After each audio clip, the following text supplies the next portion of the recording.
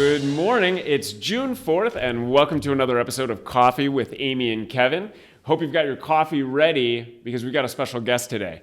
We've brought in Brett Moser with @Properties Christie's International Real Estate. He's out of one of our northern offices in Libertyville, and he's come down to the Goose Island. So, like I said, make sure your coffee's ready, and we're going to talk with Brett. Good morning, Brett. Awesome. Morning, Kevin. Thank you for having me. Thanks Appreciate so much. the opportunity. Yes. Thanks so much for coming in today. Yeah, absolutely. Excited to be here. Great. So what I'm hoping today is for you to share a little bit about your experience, obviously, in real estate here. Sure. What you found to be successful, and tying back, because I think you have a really unique experience, history, in what brought you to real estate. So let's kick it off. First, tell me a little bit about your background and how you ended up in real estate. So this kind of goes way back. Real estate's always been something for a number of years that I've kind of started out as a hobby, personally enjoyed. My mornings would start kind of in areas that I was familiar with and just keeping an eye out. As you know, my wife and I had our first place. We actually did that together and did a renovation together, and talk about testing the strength of like a relationship and combining different styles and things, but it all came together and we worked through that and really laid our roots down in Edison Park in a condo, and did a lot of the renovations ourselves, and that's really where it kind of took off, where I really enjoyed piecing. There's the creative element, and then obviously the financial element, and there's just the uniqueness of what you can see when you go into a property, whether it's there currently or what it could be. So when we did that, mornings would start just kind of keeping an eye on the neighborhoods that I was familiar with and grew up in. Evenings would end doing that, and over the course of a number of career shifts, I guess, and experience, I always found myself teetering on making the leap into real estate, but just never actually making the plunge. Up until recently, when I actually did, and you kind of get to a crossroads and kind of look yourself in the mirror, and it was like, why, if I keep going back to it, why am I not doing it when I'm passionate about it? Why not turn a hobby into a career? So. Cool. Yeah. So what's been your experience thus far with @Properties Christie's International Real Estate? So here's the thing, nothing but positive things, and I don't mean to sound cliche, but it really has been a great experience. I think one of the things that definitely stand out is the culture, the resources, the mentorship, the people that I've been assigned with and have worked with to this point. Shout out to my managing broker, Lisa Cofair, and Don Sullivan, who I've worked with very closely to this point. Yes. But they've really helped me and provided me with the tools and resources. And same with @Properties. I've been really impressed with the number of educational opportunities to kind of self-teach, put yourself through, and then apply into your own process and business model as you kind of grow and expand upon it. Sure. So let's talk about that. So Sure. When you talk about implementing different processes, whether it's marketing, whether it's prospecting and outreach, what are you doing right now that's helping drive and impact your business? So it's getting in front of the people within my sphere more so from a face-to-face basis.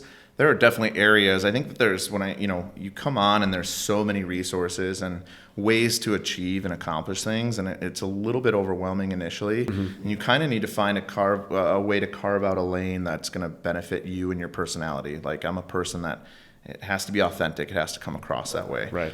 So I'm starting to find that niche, but up to this point, it's been a lot of face-to-face, getting in front of people that I'm comfortable with and letting them know and kind of, I don't want to say prospect for me, but spread the word for me. It's been easy to that extent. Sure.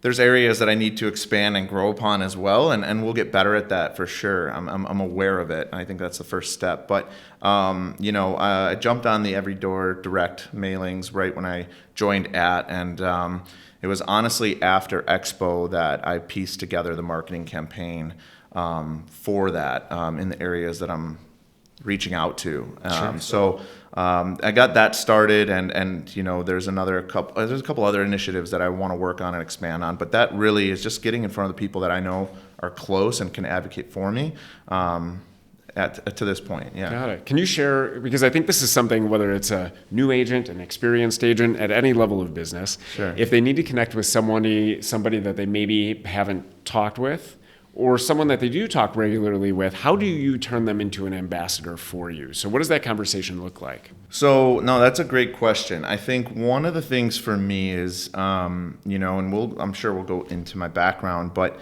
when I'm passionate about something, I personally feel like it's contagious, and like it makes it easier for me to weave it into conversation. It makes it easier for me to get excited about stuff. And so just the opportunity of having selective spheres of people that currently are looking to expand into maybe their second home or expanding their family, but also families that are established and parents of people that I've known who may be downsizing and looking to, embark on that next chapter. So getting in front of them, reaching out, and I've been more, aware of new opportunities to reach out and connect that I previously might have overlooked. So, reaching out when someone posts something and sending a message, and or just reaching out over the phone and then kind of expanding through conversation. I'm not jumping in saying, hey, this is what I'm doing now. Right. But I did have someone reach out because they had a friend who was interviewing for something that I had done previously. And as of recently, just, I was able to weave into that, say, throughout the conversation, hey, Sure. This is also what I'm doing. So keep that in mind as well if you have friends or family looking. So it makes it natural. You're right. There's no one way for everybody, right? Sure. And then if you're being authentic, then and it's part of a conversation versus a sales pitch. Yeah. It goes much smoothly. You mentioned your background, and so I think it's unique because in a good way, because you have just looking through your LinkedIn profile or your resume, looking at that. Yeah. It's interesting because I can already see that there are skills that you've learned or honed elsewhere that likely translate into real estate. So tell me a little bit about that, a little bit about your background quickly, but more so, what skills did you pick up that now are benefiting you here? Yeah, no, another great question. And it's funny because I didn't wake up one day, like I've always viewed myself as kind of a creative, but also like can do a lot of things pretty well. Mm-hmm. I didn't wake up one day and have one niche and direct line to say, hey, I'm going to go to med school and be a doctor. That just, so after college, actually, once I completed graduate school, at that point I had been really uncertain about like what that next step was going to look like. And oddly enough, there was a brief, probably 8 months right out of college out of my undergrad where I was working at Attorney's Title, doing in the closing department. So I was getting acclimated with the HUD document before I even pieced together that real estate might be something in the cards. Sure. But from there, so my dad was a Chicago fireman, retired, and at that point he had just suggested and said, hey, listen, there's a dispatch center that, throw your hat in the ring, see what happens. So I went into a number of interview processes and lo and behold, accepted the position because at that point, fresh out of college, it had provided me, a lot of stability and kind of work-life balance. And I was like, I'll try it. And I did that for 3 years and like really loved that. I really loved that career. And one of the reasons why is because it's a team-oriented environment. It's high stress. There's obviously a lot on the line. Yes.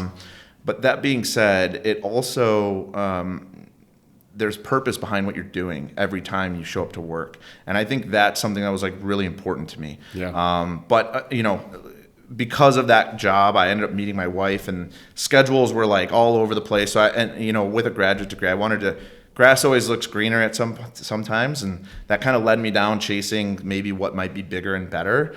And I don't want to look at those experiences as necessarily negatives. I think you have to take the positives that come with that. That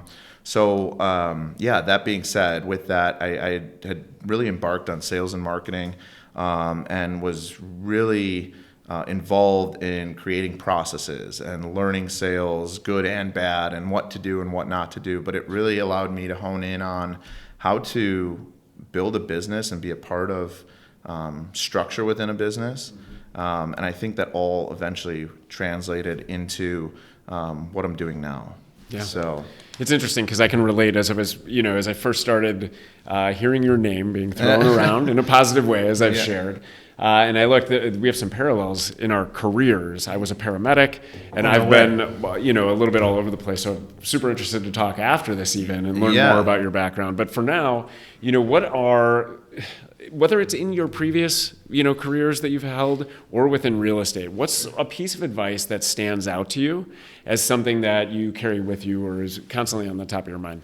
I've never been a person who's afraid to take a leap or fail. And I think that that's something when I look back on kind of my path and what's guided me here is I've taken a lot of risk. I haven't always played it safe. And there's been times where it's worked out and it's been the best decision that's eventually lined up to where we are today. Right. There's been decisions where I look back and I'm like, well, what was I thinking? And hey, we took a chance, but you just don't know unless you actually go for it. And I think that's, one of my biggest hurdles, and I'm sure we can get into it too, is just prior to joining ad, I'd been off social media for a number of years, and now getting back into it and having to incorporate that into my day to day. Sure. Don't look at my stuff yet; it's not all where I want it to be. Give it 6 weeks, or give it some time. Okay. But this opportunity presented itself, and I really wanted to make sure that I said I would normally pass on this previously, right? I would have just been like, no, but what better way or opportunity to start getting myself out there than say yes to this and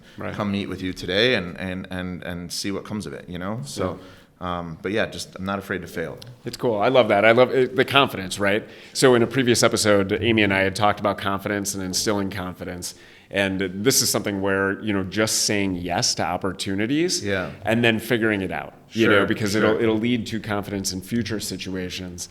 We got a couple minutes left. We need to wrap pretty quickly here, which is unfortunate because I'd love to talk with you for a long time.